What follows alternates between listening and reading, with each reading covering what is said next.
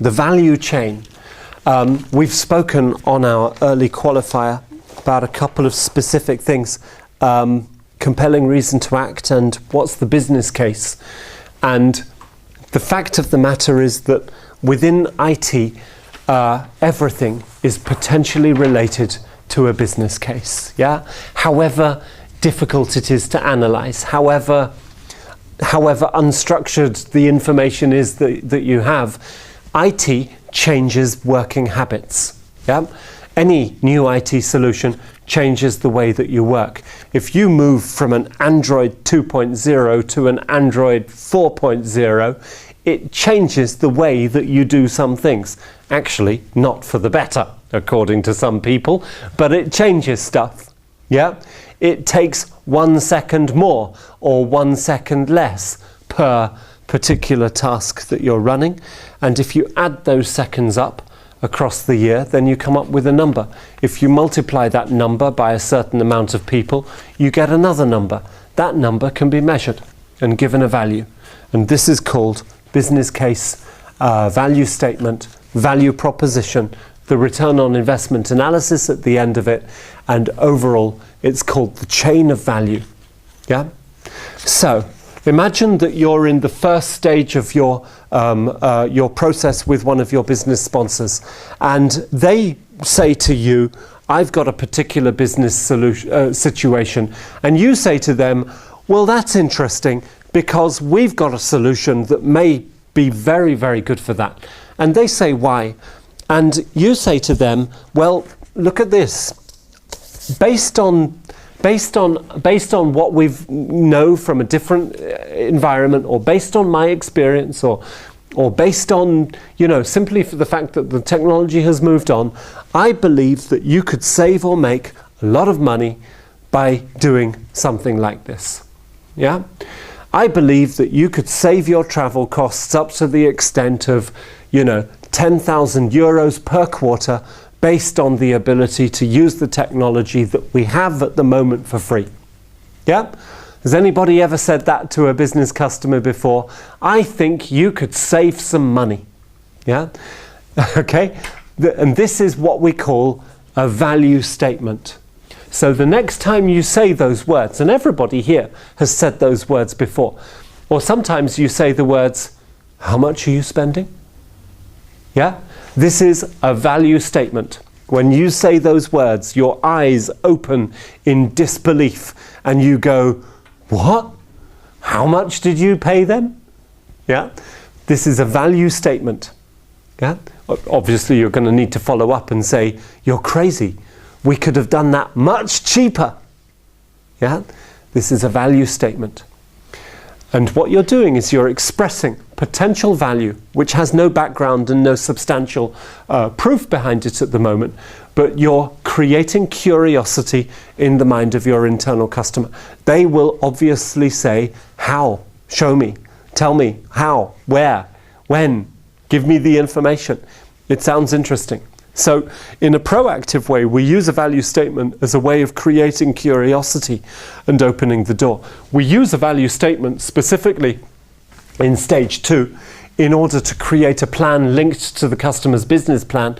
We use the value statement specifically to get entry into stage 3, where we can start going into speaking about business pains and problems and impacts and consequences in more detail.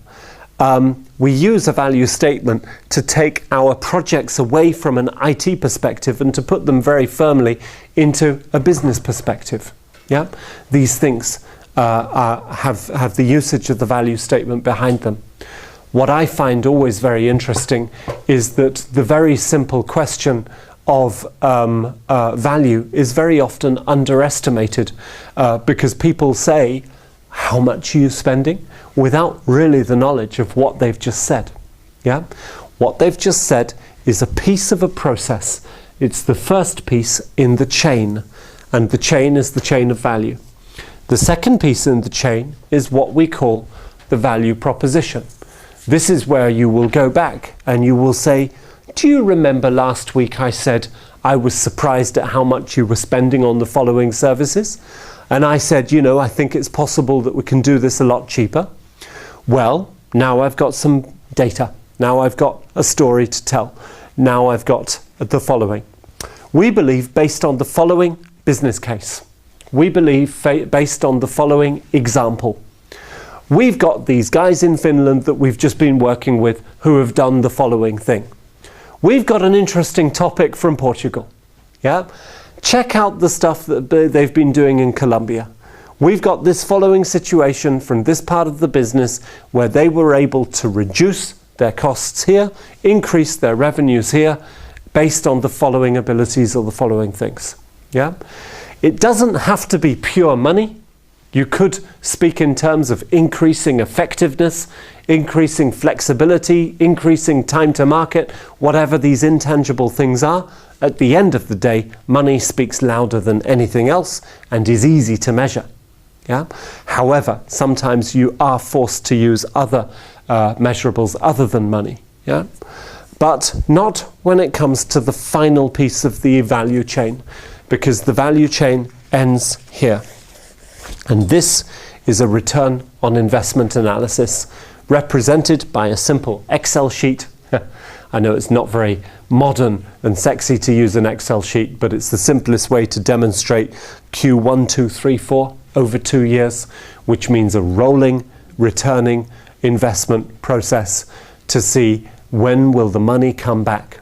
This is always going to be theoretical, but it's going to be theoretical based on some very serious discussions on how much, when, where, how's it going to come, what's the impact going to be. Yeah?